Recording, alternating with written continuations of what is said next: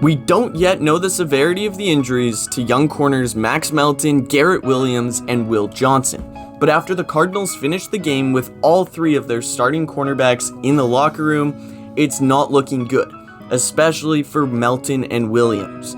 So the Cardinals need to make a move quickly. As much as I believe in Keitrell Clark, back when camp started, I hoped that we wouldn't see him on the field at all this season. But these three injuries on Sunday, on top of season-ending injuries for Starling Thomas and Sean Murphy-Bunting before they even got to step on the field, has already tested the depth of this secondary just 2 weeks into the season. If any of the current starters miss significant time, Monti Ossenfort needs to take action, something we didn't really see last year when the injuries on the edge took place, aside from the mid-season acquisition of Baron Browning. But many fans wanted a move right after B.J. Ojulari's injury in camp. We need to see something proactive from Monti Ossenfort, as he can right that wrong by going after a free agent. A guy like James Bradberry makes sense, because of his familiarity with Jonathan Gannon, whom he had a career year playing for with Philly. But it is a risk. He's 32 years old and hasn't necessarily been good since JG left 3 years ago. He's been a free agent since Philly cut him in March, but if you need a guy to fit in right away and take some pressure off, it makes sense to patch the hole with a veteran who knows the system. I've seen many fans on social media suggest Asante Samuel Jr., by far the best corner available on the free agent market. However, the reason he's a free agent is he's currently recovering from neck surgery and won't be back until mid-season.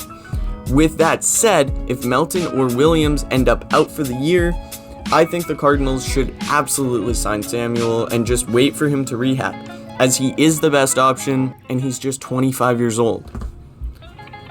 The veteran Stephon Gilmore is another name I've heard.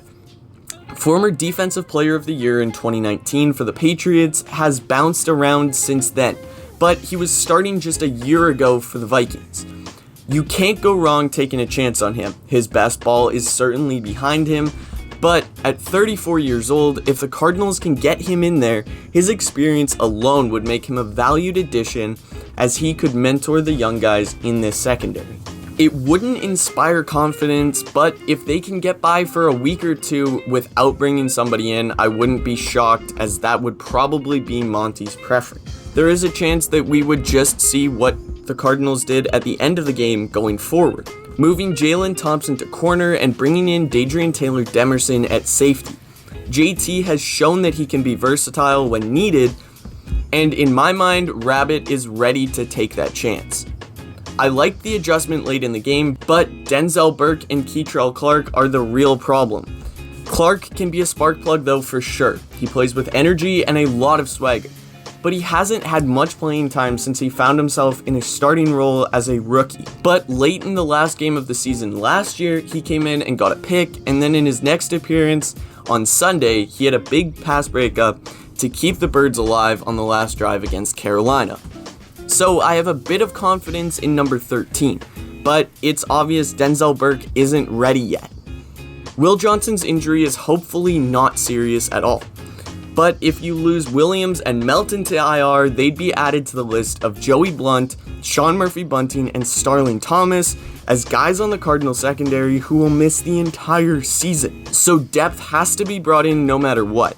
This is a big test for Monti Ossenfort. If he doesn't make a move to help his team, I personally would lose some confidence in the man at the top for the Cardinals after singing his praises for 3 years. We'll see what happens going forward and what the Cardinals do to pivot and make it work on the fly here, as we're 2 weeks into the season with a 2-0 record. Thank you guys for watching. I'll see you guys next time. Goodbye.